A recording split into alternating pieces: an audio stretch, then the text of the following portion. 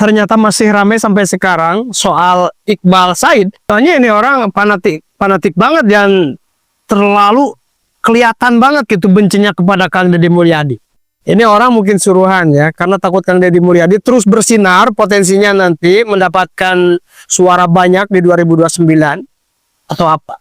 Tapi jangan heran ya bagi para fans KDM, tentunya dari dulu sampai sekarang saya perhatikan setiap orang yang mencoba menyudutkan Kang Deddy Mulyadi, ya menggiring opini Kang Deddy Mulyadi itu jelek dan sebagainya, orang tersebut selalu dapat serangan dari netizen, dapat serangan dari warganet, bahkan kena hukum juga. Pada akhirnya boroknya akan terungkap dengan sendirinya. Ini juga Iqbal Said ini seolah-olah memperjuangkan buruh, tetapi dirinya sendiri rumahnya itu mewah loh. Dari mana rumahnya itu? Dari mana? Malumlah ini ketua partai buruh. Terus partai buruh dari mana uangnya? Dari iuran buruh dan lain sebagainya. Nah, agar tidak penasaran, langsung saja kita tonton pada video berikut ini.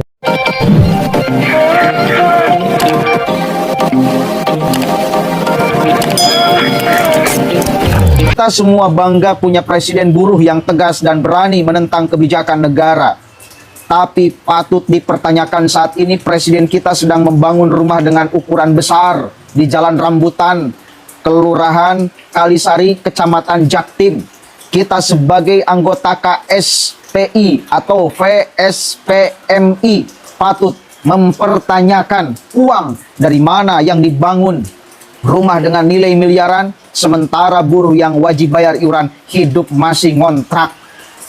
Ataukah uang Pilkada Bekasi untuk Bang Obon, Tabroni yang dibagi-bagi untuk kepentingan pribadi? Itu mem. Dan banyak lagi mem. Kali saya harus sampaikan kepada teman-teman buruh, rubah orientasi kalian sekarang juga. Tinggalkan orientasi kejar upah tinggi, segera beralih orientasi pada produktivitas tinggi. Selama buruh cuma berkutat pada pengupahan, maka seumur hidup kalian akan terjerembab dalam kemiskinan. Akibat yang akan kalian dapatkan malah akan terjadi capital flying ke negara-negara seperti Vietnam atau Thailand. Jadikan gerakan buruh sebagai ajang perjuangan untuk mencapai kemakmuran lewat produktivitas kaum buruh itu sendiri, sehingga bisa bersaing dengan buruh Vietnam, Thailand, Malaysia, dan Cina. Jangan mau jadi alat politik, sebab kalian tidak akan pernah jadi apapun kecuali sekedar objek dari para pengurus. Dari zaman Orde Baru sampai dengan sekarang, yang kaya adalah para pengurus organisasi buruh yang memanfaatkan buruh untuk tujuan politik dalam mencapai posisi atau kekuasaan. Apa kalian bangga harus tinggalkan pabrik hanya untuk 200.000 dan nasi bungkus untuk sehari unjuk rasa? Terus siapa yang diuntungkan?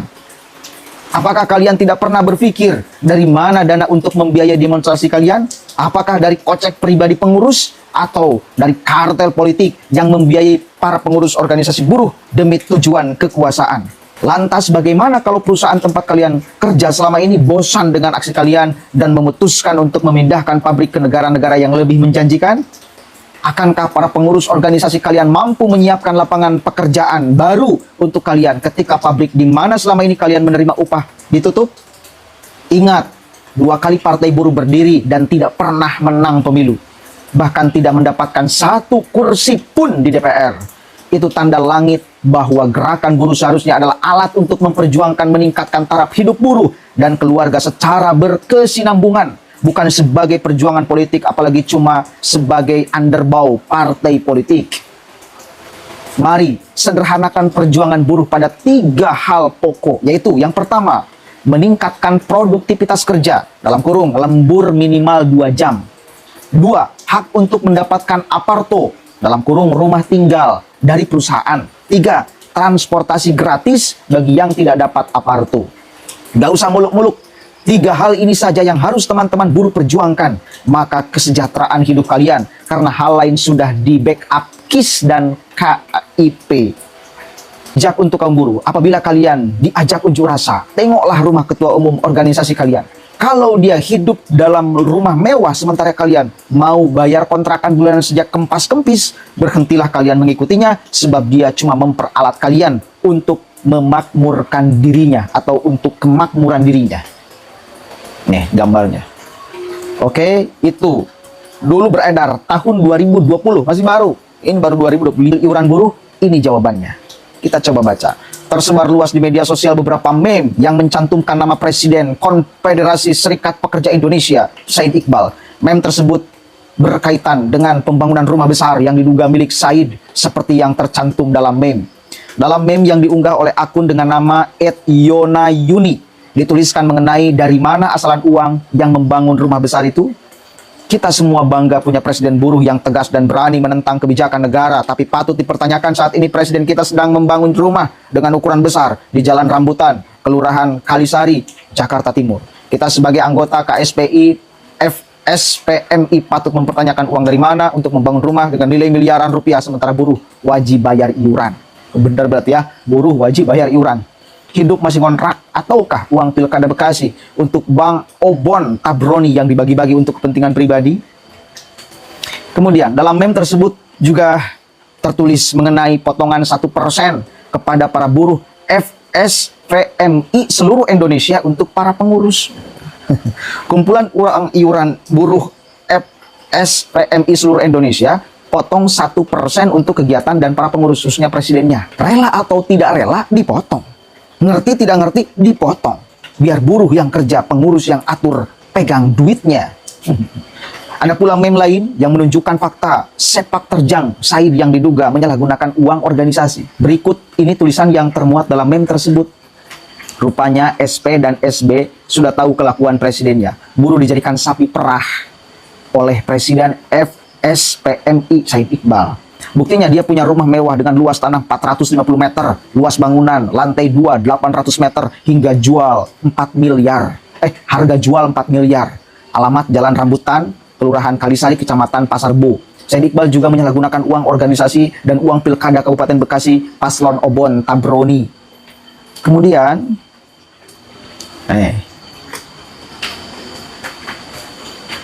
Said Iqbal tahun 2016 beli mobil menggunakan uang organisasi. Banyak harta dari iuran buruh sementara buruh miskin dan sengsara dan tidak berpihak kepada buruh. Beberapa meme juga berisi ujaran provokatif yang menyangkut sepak terjang Said Iqbal dan aksi My Day. Ketika tim Tribun melakukan konfirmasi terkait meme tersebut, Said memilih untuk tidak memberikan komentar. Menurutnya apa yang ditanyakan terkait dengan kehidupan pribadi dan Said menegaskan kalau ia tidak bersedia menjawab. Saya tidak ingin memberi komentar. Jika ditanya mengenai kehidupan pribadi saya tidak mau menjawab, ujar Said Iqbal lewat saluran telepon. Nah, jadi begitu ya, bagi para buruh, jangan gampang terprovokasi dengan orang seperti Iqbal Said ini dan sejenisnya lah. Orang-orang yang sok-sok merangkul kaum buruh, sok-sok memperjuangkan buruh. Apakah mereka tidak terpikirkan, ya? Wahai buruh-buruh, apakah kalian juga tidak terpikirkan? Bagaimana kalau seandainya dari tuntutan-tuntutan kalian mengakibatkan perusahaan-perusahaan itu tertekan dan sangat-sangat tidak nyaman di Indonesia? Bagaimana kalau mereka itu pindah ke Singapura, Vietnam, seperti yang sudah kan? Kalian juga kan nggak akan kerja. Jadi kalian harus berpikir objektif lah.